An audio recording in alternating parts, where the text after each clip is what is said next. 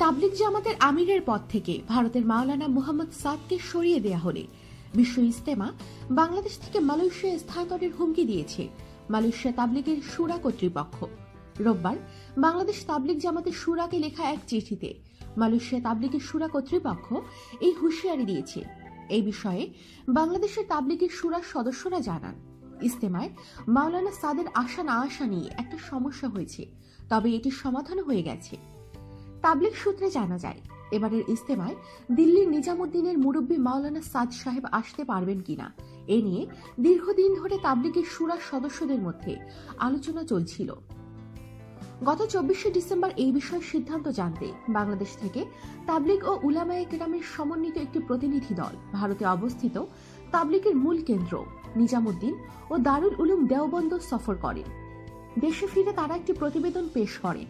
সফরকারী দলের প্রতিবেদনে বলা হয়েছে, মাওলানা সাদ সাহেব প্রদত্ত আহসানুল্লাহ ওয়াল জামাতের মতাদর্শের সম্পূর্ণ পরিপন্থী কতক অসতর্ক বক্তব্যের প্রেক্ষিতে নিজের ভুল স্বীকার করেন, তবে যেভাবে ওনাকে ভুল স্বীকার করতে বলা হয়েছিল তিনি সেভাবে তা করেননি।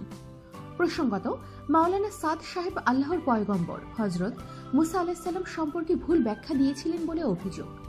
এবারের বিশ্ব ইজতেমায় মাওলানা সাদ কান্ধলম্বী আসতে পারবেন কিনা এ নিয়ে আলোচনা হয় কাকরাইলের শুরা উপদেষ্টা ও ভারতের সফরকারী প্রতিনিধি দলের সঙ্গে। বৈঠকের সিদ্ধান্ত গত রোববার রাতে স্বরাষ্ট্রমন্ত্রী আসাদুজ্জামান খান কামালের হাতে হস্তান্তর করা হয়। স্বরাষ্ট্রমন্ত্রী বিষয়টি অবগত হন, তবে কিছুই বলেননি। কিন্তু মাওলানা সাদ সাহেবের আসা না আসা নিয়ে পক্ষে বিপক্ষে মতামত আসায় সমাধানের নিমিত্তে সভার সভাপতি একটি প্রস্তাব পেশ করে। সভাপতি মুহিউস সুন্নাহ আল্লামা মাহমুদুল হাসান অধিকাংশের মতামতের ভিত্তিতে মাওলানা সাদ সহ 4 জন আলেম না এসে তাদের পক্ষ থেকে প্রতিনিধি আসার সিদ্ধান্ত নেন।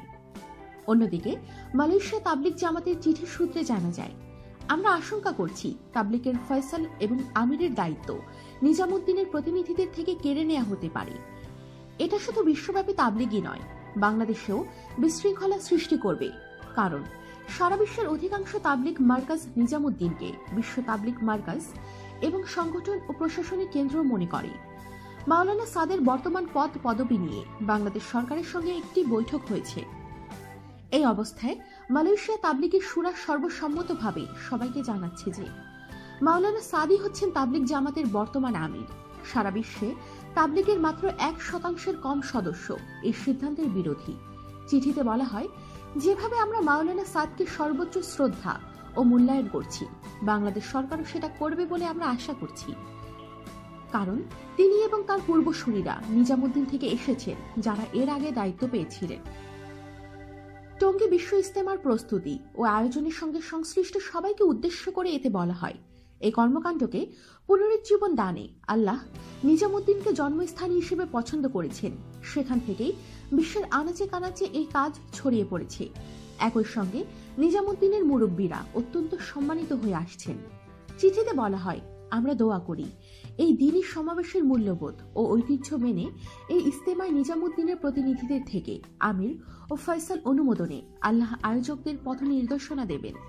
অন্যথায় এতে হুঁশিয়ারি দিয়ে বলা হয়, যদি আয়োজকরা নিজামুদ্দিনের প্রতিনিধিদের থেকে আমির ও ফয়সাল নির্বাচনের মূল্যবোধ ও ঐতিহ্য মানতে ব্যর্থ হন, তাহলে আমরা মালয়েশিয়ার শুরা বাংলাদেশের পরিবর্তে বিশ্ব ইজতেমা আয়োজনে মালয়েশিয়াকে প্রস্তাব করতে একমত হয়েছি। আমাদের সাথেই থাকুন আর অবশ্যই সাবস্ক্রাইব করুন।